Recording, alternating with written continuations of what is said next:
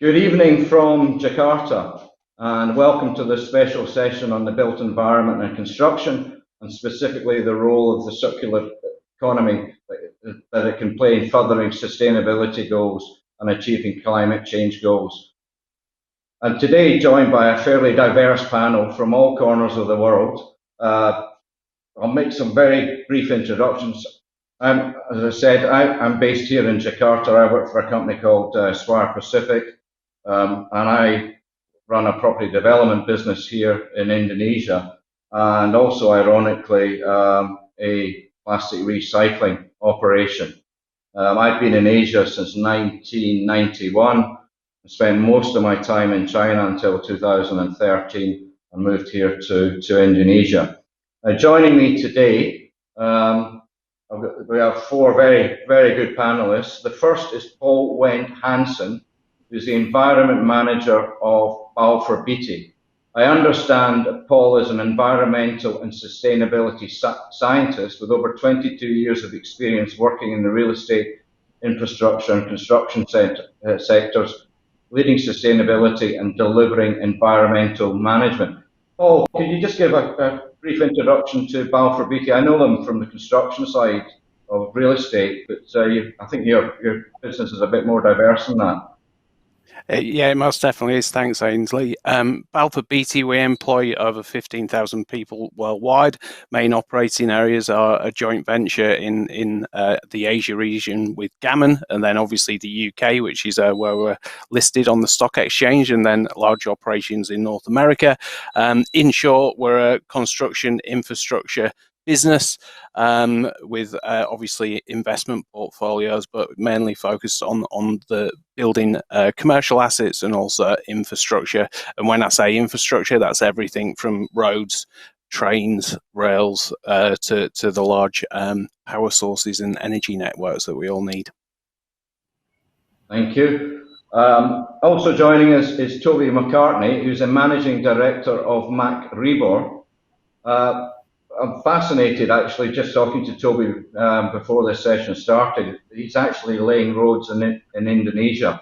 Toby, could you just give us a quick overview of your business? It really is the cutting edge of the circular economy and recycling. Thank you. Yes. Well, we take waste plastics that are destined for landfill or for incineration, and we use them to replace the black oil, the bitumen in a road mix. And by doing this, we save carbon emissions. We, of course, save cost.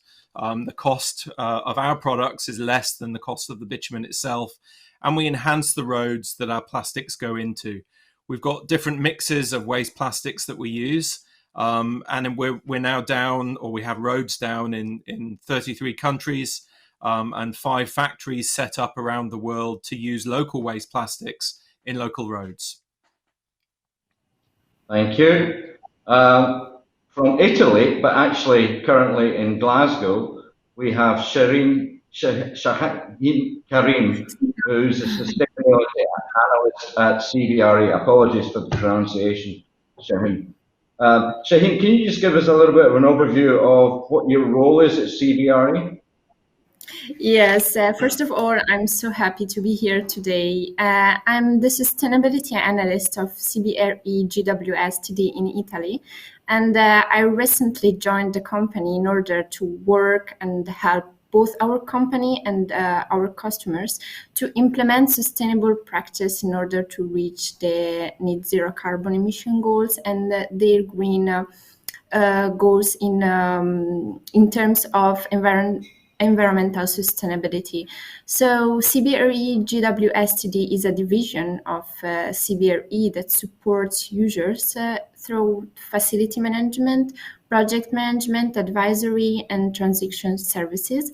And it deals with technical services of systems, maintenance, and design. So our role is also to support our customers to choose more sustainable solution in their activities and their projects. Thank you. Thank you, Shaheen. And also joining us from CBRE, but with a few years more experience than Shaheen, is Nicholas McLean. He's based in Dubai, and he's currently the co-chairman and managing director of CBRE Middle East region, which he established in 2005. The region encompasses his firm's operations across the Middle East and North Africa. He is a member of the Advisory Council of Dubai International Chamber. And like myself, he is a global Scot and a trade envoy. He covers the Middle East for Scotland in his trade envoy role. He's a fellow of the Royal Institution of Chartered Surveyors. He's the interim chair of the RICS World Governing Council, member, then chairman of the RICS MENA board. Nick is a member of the Institute of Revenue, Rating and Valuation and the Royal Institute of International Affairs. He holds a reserve decoration and in 2019 was named Arabian Business by Arabian Business as one of the most 100 influential people in the UAE. So Nick, you must know an awful lot about this subject with your 30 years experience. The one thing I was going to ask you was, I'm aware that Expo is going on in Dubai at the moment. I was just wondering if that is diluting interest from the UAE in COP, or the UAE being very active in COP. Ainsley, thank you. Yeah, Expo 2020 was delayed because of COVID, of course, but one of the key pillars of the structure of Expo is sustainability. So coincidentally, having these two events going on at the same time is very, very important for the UAE. Obviously, the climate in this part of the world means that sustainability and a transformation from hydrocarbons is going to be a very important topic for conversation for the UAE government and other governments of the GCC. And so Expo and COP together is a very important topic for conversations. And the UAE is sending a very significant delegation to Glasgow to attend COP and hopes to be the host of COP28 going forward. So lots of reasons why a significant delegation from this country is in Glasgow at the moment. And hopefully, if it's COP28 is going to be in the UAE, they can use the same buildings as for Expo. Yeah, indeed. So let's get into the discussion. Here we all are on the fringes of COP26, and hopefully the global leaders will commit to ambitious net zero targets by 2050 or earlier. A recent report by Arup in association with the Ellen MacArthur Foundation estimated that by 2050, around 50% of emissions from new buildings will be generated from the resource consumption associated with such buildings. So clearly the moral and ethical case for accelerated circular economy solutions in the built environment is strong. But I'm curious to hear from everyone, from the perspective of your businesses, is the business case well understood? And where is the impetus coming from? Is it coming from consumers, the financial sector, internal stakeholders, or regulators?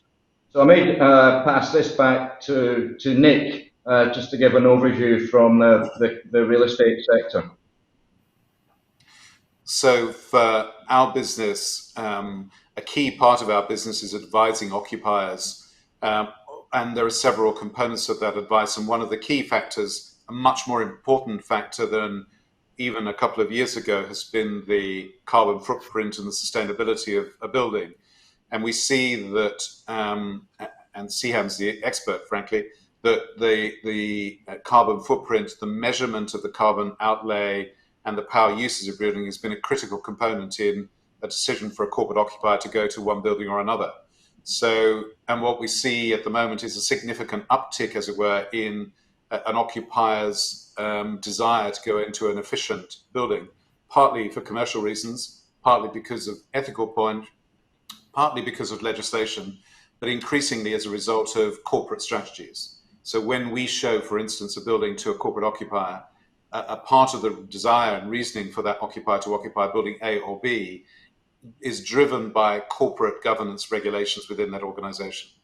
So that's a situation that we didn't see even 2 or 3 years ago. And Shaheem, are you seeing the same thing in Italy, or are any of the drivers for change different in Italy? And in terms of the work that you're doing, is it mostly with your customers, or are you doing it internally within the company? Yes, I think the business case is well understood since our customers are increasingly investing and starting projects more sustainable and asking from us services with their green values.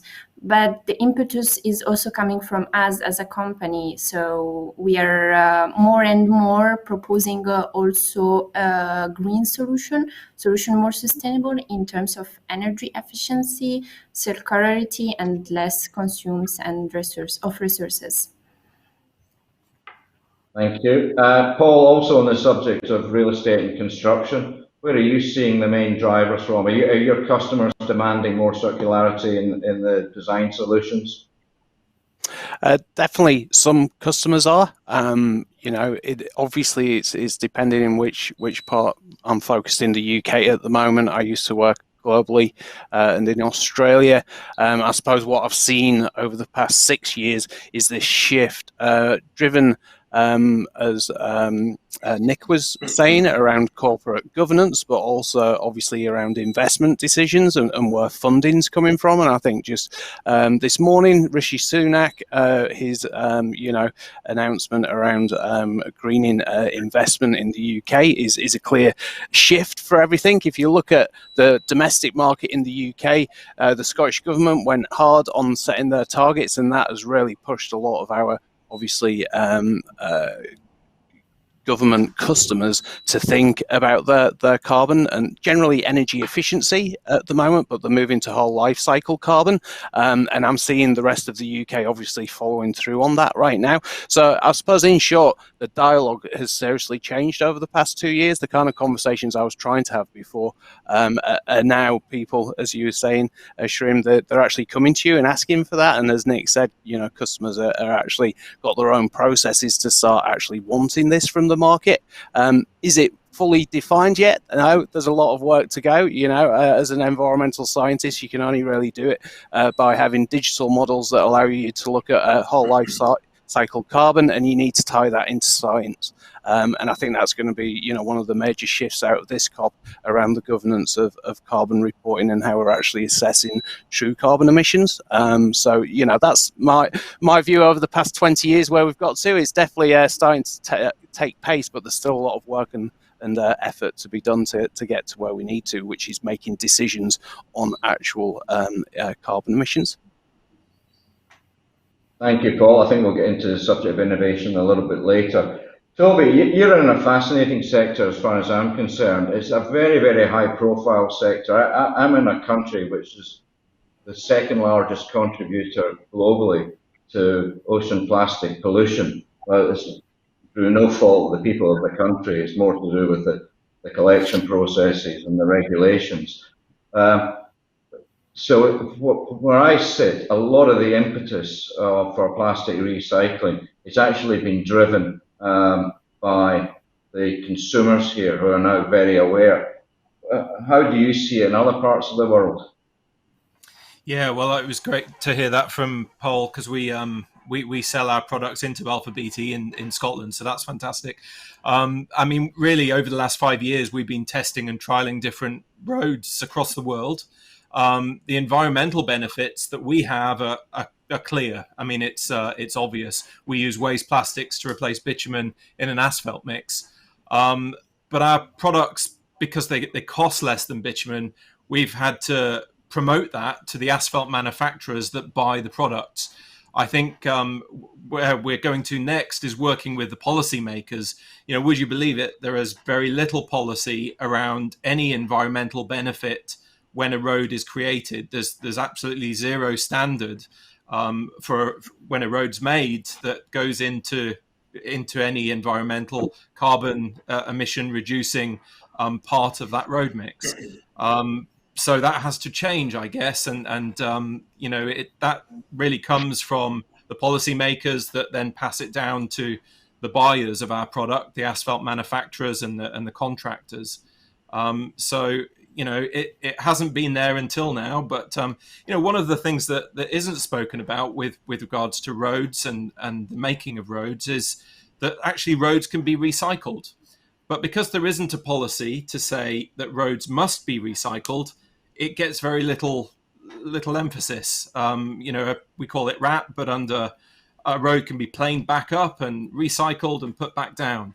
We need to highlight these things that are actually going on, I think, in construction, and get the policymakers behind what it is that we are doing. The innovation is already there. We just need to highlight what is going on, I think. And companies like Balfour Beatty that are looking ahead, I think, ahead of the game, to use products like ours that actually do reduce carbon emissions and use up waste plastics, etc. So, thank you, Toby. I mean, one of the things that I notice here is the governments are very quick to put in an excise tax on plastic production, but they're not so quick to provide incentives for recycling. Do you see that issue in other countries that you operate in?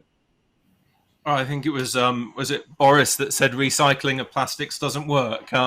In many ways, he was right in his statement. We're not actually recycling; we're reusing. I think there's very little emphasis on reusing. The only real way to stop the plastic epidemic is to stop the production of plastic. But I don't know if that's going to happen anytime soon. So we've got to be innovative, and we've got to think, well, how do we reuse those waste plastics that are causing such a problem? And part of that is around the collection. Like you said before, it's it's difficult when the collection of those plastics, the separation of those plastics, because we've got so many different categories. It's very difficult to take a bottle, let's say, which has 3 different polymers in it, to turn it back into another bottle. It's very costly. It's very difficult to do. Whereas when you turn a tin can into another tin can, it's just a tin can. It's easy to recycle. So we need more innovation. We need policy changes around that innovation so that we can reuse that waste plastics that's currently sitting in our oceans or in landfill. I think we're nearly there. I hope that that's the way it's going anyway. Thank you. Paul, Toby mentioned the subject of innovation, and I notice you're a scientist. So I'd like to invite you to maybe suggest one key innovation on the horizon that you think in theory could be rolled out rapidly and globally in order to accelerate the circular economy advances in the built environment sector. So it's one specific area of innovation which you think is the most exciting. Ainsley, that's a big question. I could come up with numerous. I really want to tackle Toby's point around material specification and frustration I've had over the past 20 years of my career, which is, material specification is vital, and it's going to be even more vital as we talk about, whole life carbon and also circular economy solutions.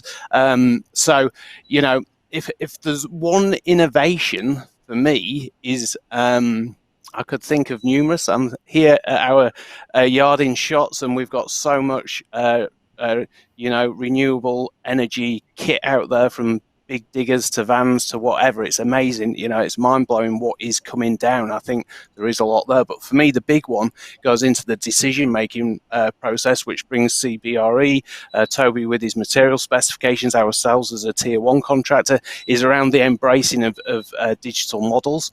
That needs to be better. We can't make decisions accurately without having digital models that allow us to actually quantify the embodied and the potential in use carbon, and also the environmental impact of the materials that are going into it. So, for me, that's there already. It just needs to be better embraced. I think the built environment, and that's all segments of it, I don't think we're nearly sharp enough on digital technologies and using that within a decision-making process. And, coupled into that, you don't get that because you don't get that investment in that upfront planning. So I think we need to plan better. We need to invest more money in digital models and invest more money in actually designing something fully first before getting on and building it or refurbishing it, really. So is that an innovation? I don't think it is. I think it's where we need to get to. Well, let's ask CBRE. So maybe Shyam and Nick, you could comment on that. When you're advising your customers now on new builds, are you using digital models? Are you seeing that type of technology coming on board? Do your customers have it? Do you have it? Can you address Paul's point there? Maybe start with Shyam. Yes, I agree with Paul's, an amazing innovation would be the implementation of digital transformation in order to accelerate the circular economy transition in this sector. And the digital transformation that I'm talking about, we can already find it, for example, in the European Union policy, but unfortunately is not still well developed. So like in this sector, we can find programs like the building information modeling or the GIC and the digital twins, for example. But I think they are not really what we really need now. For example, there is a lack in a well-developed platform for circular flows of materials, where, for example, we can find the material passport for all the waste that is generated. So actually, as CBRE GWS in Italy, for example, to manage and to see the impact and the energy efficiencies in some buildings, there is a BMS, for example, but I think generally there is still a lack in the digital transformation in this sector. Nick, there's a number of aspects to innovation. One is obviously technology. The other is financial models that can maybe encourage more circularity. For example, can the residual value of a building take account of the future value of the materials to be recycled? Could the equivalent of a futures commodity contract be created and traded during the life of the building, and thus over time create real visibility of the resources available in the built environment, as opposed to just the primary resources under the ground? Toby one day buy a futures contract from Paul for all the plastic and Paul's developments. What are you seeing in the financial side of things, Nick, to try and encourage more circularity? I agree, Ainsley. I think the way and key to that, gaining value out of demolition or a recycling of a building, etc., comes down to measurement. And I think there are two key innovations that I think could be transformative. Firstly, it's a change in language. I think we talk about sustainability, and one of the interesting things that the government here is talking about is the commercial advantage that the sustainability of buildings and the change in technologies provides to a landlord, because he can afford to gain more rent from the building, or a tenant because the service charge goes down and therefore he can afford to pay more rent. But there is absolute advantages beyond the ethical advantages for doing things slightly differently. And when it comes to our valuation teams, what they look at in a building is they reflect that in what's called the yield. So there's absolute reflection because it's reflected in the greater demand for a building. So that's automatically taken account of. So I think that valuation technique, but I think a key innovation is a global agreement on how to measure the efficiency of a building. And there are institutions like the RICS that are looking at this at the moment. But if we can agree that building X or building Y on the same scale give out a certain amount of carbon or generate carbon in the construction process, and everyone talks to the same standard, then we can, for the first time, start to measure what's an efficient building, what isn't efficient building. So a global collective agreement on measuring the danger or the inefficiency or the efficiency of future construction projects or existing buildings, I think is critical to us moving in the right direction. Thank you. And just sort of a follow-up on that, something slightly different tack. But the built environment is notorious for having significantly underutilized assets. I mean, offices are rarely, if ever, fully occupied. Residential properties, likewise, especially in the middle and upper segments of the market. And a lot of properties are really one-dimensional in use. Are you seeing this changing? Are you seeing more innovation coming into design for properties that could be used for different uses during the course of a day even? Yes. We absolutely are, and it's transforming, or it's materializing in the way that buildings are being fitted out.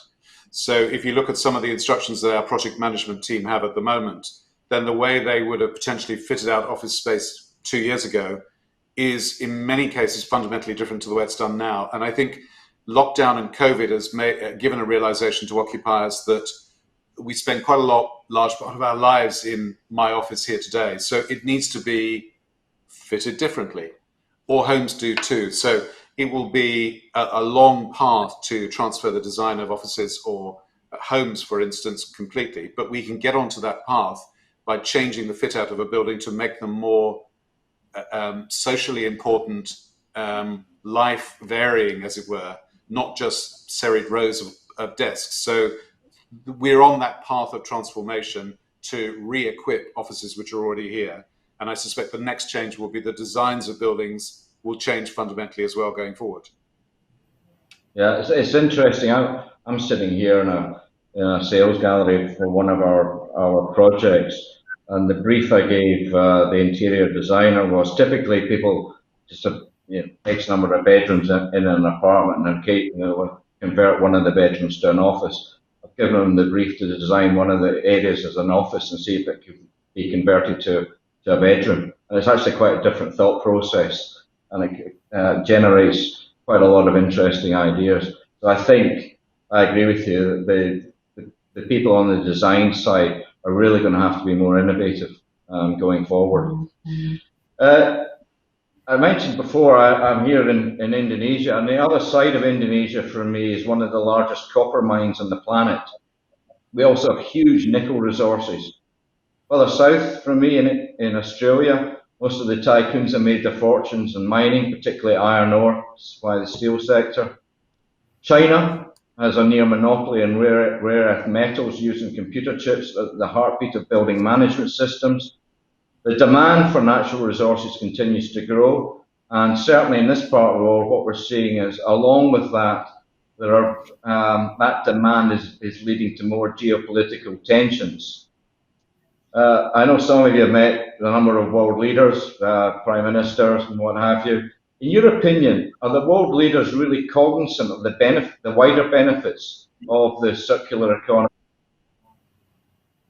I saw recently he had tea with Boris Johnson. Is that correct, Toby? I did, yes. I was at 10 Downing Street just last week, so very interesting indeed. He gave a little speech, and we had a brief chat about waste plastics and roads. Yeah, we're hearing a lot already from COP26 about how our world leaders are making giant leaps in claims. I'm much more interested in the how. I'm not hearing very much how. How do we get there? I'm hearing a lot of good stuff, but from my side, it's like how quickly can we get this job done. So, but yeah, it was very interesting to meet Boris, and yeah, he's firmly on board with what we're trying to do. So that was all good. Paul, obviously Balfour Beatty operate throughout the world. Do you see governments really understanding the wider benefits of the circular economy? I can only really talk about the UK at the moment because that's my focus. In terms of Scotland, which is where I'm based, I would say yes, because a lot of my external work, working with different groups across Scotland, have really been focused on what the Scottish government are looking at, which is how to build circular economy models, how to ensure that investment is accounting for the carbon emissions, and also that you get the just transition and the social impact benefit by the economy spending money within a region. So that has been my focus for the past couple of years, and the rest of the UK is catching up, I think, in that sense. So yes, I think that they see that benefit. I think some of these after the pandemic, things that were seen as existential crisis can actually now have happened. So I think that's a change, because that did have real impacts here in the UK. You know, we had a very short, but we did have a cement shortage at one point, you know, and if you have the buying power to have your cement bought up through your procurement systems, you're all right, but others weren't. So, you know, just looking at that and something that we're focused on, which is looking at geopolymer concrete and using waste materials to supplement raw materials within cement. You know, the realistic solution of that I always talk about is we need to start looking at regional hubs. So obviously within the UK, you're talking at a kind of like county level rather than a national level. And, you know, particularly here in Scotland, some work that we're doing for COP26 on geopolymer, looking at how we could get waste materials from Scottish water, from other processes and put that into geopolymer cement. You know, that's very much the same where Toby is and their model around, you know, how their materials are produced. And I think you can't, it starts becoming one, more costly and obviously more carbon intensive if you move beyond a kind of 50-60 mile radius. You know, that's something we've been looking at for the past 5 years. And I think we need flexible solutions so that you can generate that material market. And, you know, I think it's going to take a lot to get there, but I am seeing, you know, a lot of interesting research into that kind of material hub idea. And then that connects through from, say, CBRE's customers. They've got an asset portfolio and, you know, they might want to refurbish or rebuild something, you know, then they're coming to market with something that actually has a value instead of what's at the moment, which is it's a waste and you demo it and it gets lost within, you know, the waste chain. I think that is going to be a really interesting change for circular economy, and I think that Scottish government has done a lot of work in that, and I'm hoping to see a lot more over the next couple of years coming out of their circular economy work and carbon. Thank you. Nick, just following on from that, I mean, you live in one of the great global cities, Dubai. And I'm assuming a lot of materials are imported.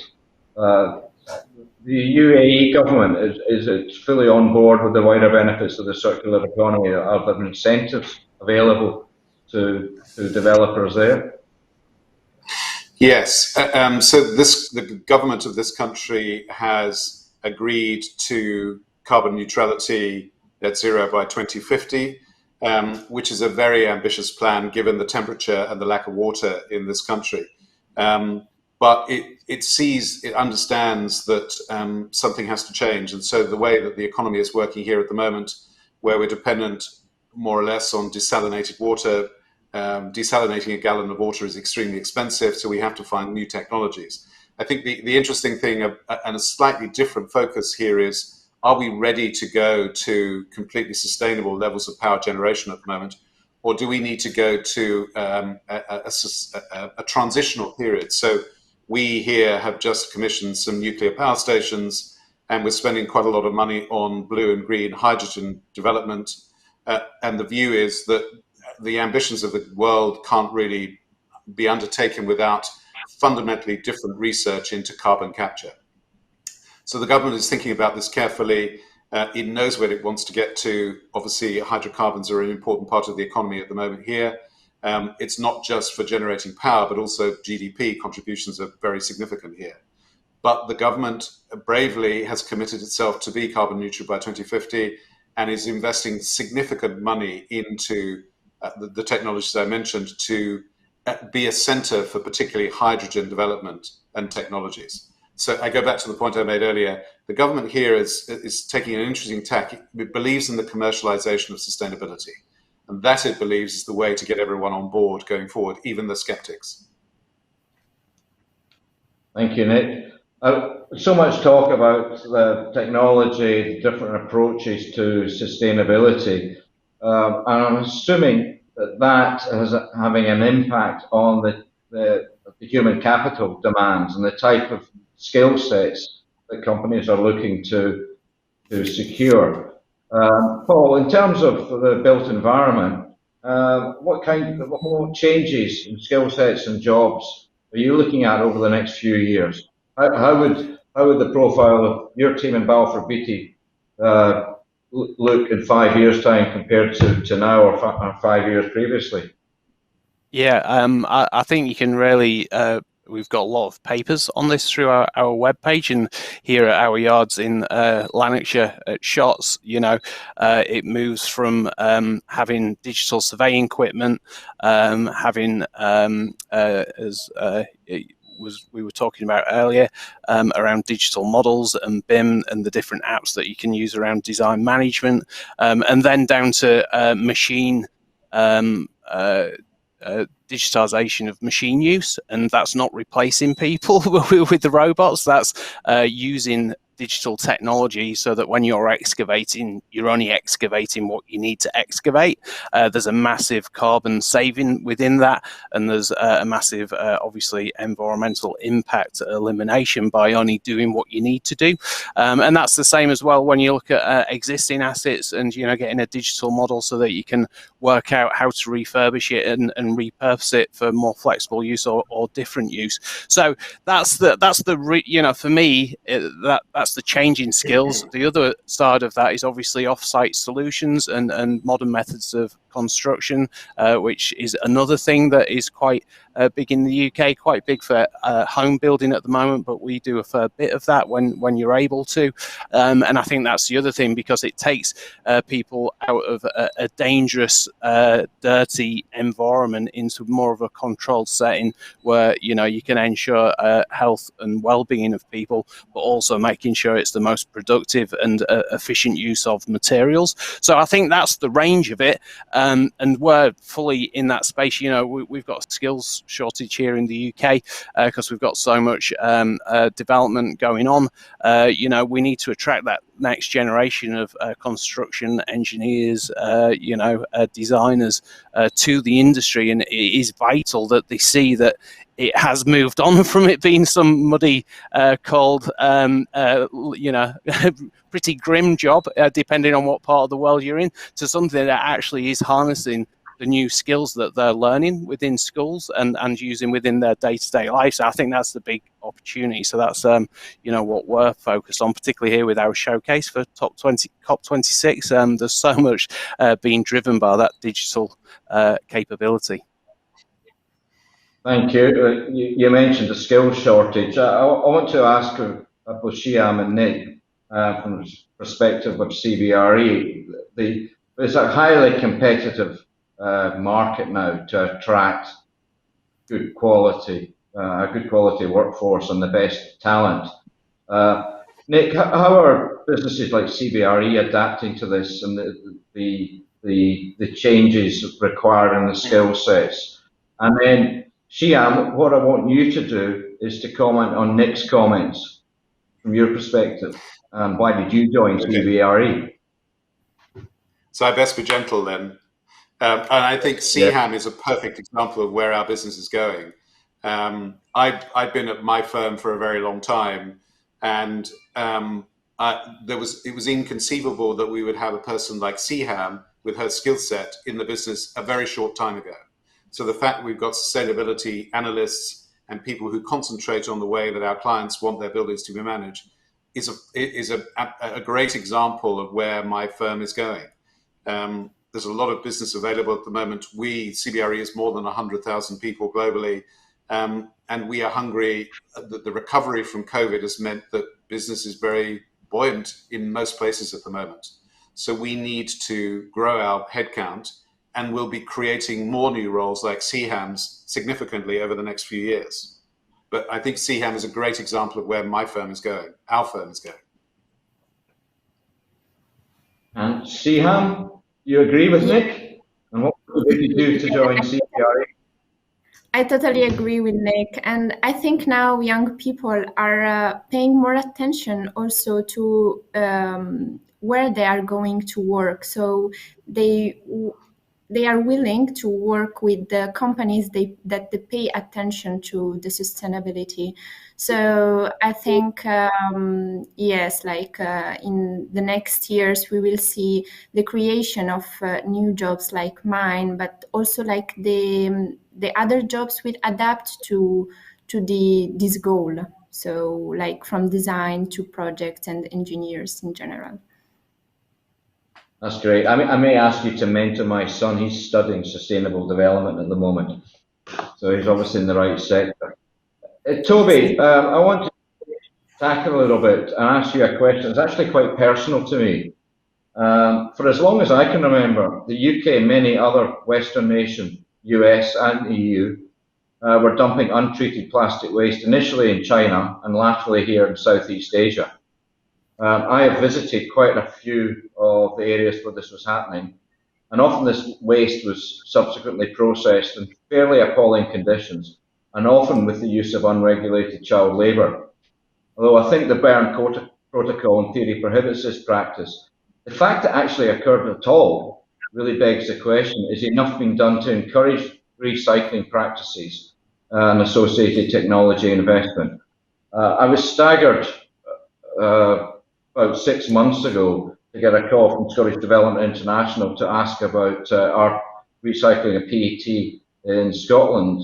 And I didn't really know that there wasn't even a deposit and return scheme for PET. So, just in the UK, what regulatory and fiscal policies would you like to see introduced to accelerate the overall recycling? And do you see any differentiation or priority between what I would call upcycling and downcycling?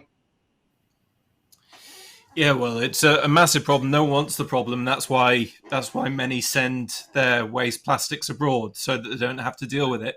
I think that there needs to be a stricter regulation put in around what people are claiming as being recycled.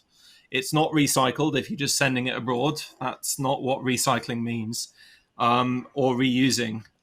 So a lot of waste still goes into places like Turkey. We have a lot of work in Turkey because Turkey take in a lot of waste from other countries like Germany, Poland. They used to take it from the UK, but then they stopped all of that happening. But I think, again, I class myself as an innovator. I think the way out of this challenge, and this challenge is huge. It's a massive problem. We have so much waste plastics. We just don't know what to do with them. And that's why we send them abroad. But I think the way out of that is through innovation. It's through corporations. It's through the private sector actually coming up with new innovation that can do something about it. And of course, the policy changes need to catch up with the innovation that's already there, is my view. I think that we're often stuck because the policy change hasn't caught up with the innovation that we already have in place. Yeah, I agree. I understand our time is just about up. So what I'd like to do very quickly is a few last words from everyone. What is your hope? The one thing you would hope to come out of this COP26? Toby, over to you. Yeah, I think for me, we're hearing some great things from COP, and already, we're day 3, are we? Day 3 on COP, and there's been some fantastic promises. My hope for the rest of the 2 weeks is that we start to hear some more of the how, and what how we're going to get to these huge targets that our world leaders are planning for. So I want to be very much involved in that how. Very good. Nick? I agree with Toby. I think but the key to holding to account the pledges that are being made this week and next fundamentally need a system of measurement. So we need to make sure that everyone's talking the same language. Otherwise, the pledges become very difficult to compare, and we can't hold the people making these pledges to account. So measurement is absolutely key, an agreed format of measurement. The how, a consistent system of measurement. Paul? Nick stole my point there somewhat, because I think that's fundamental. It's okay. I totally agree with you. I think it's fundamental. I mean, I do what I do because of Rio '92 and the first COP. So what do I hope out of the 26? I hope that we don't see another lost 10, 15 years of progress, because that's the way I feel, particularly in the built environment.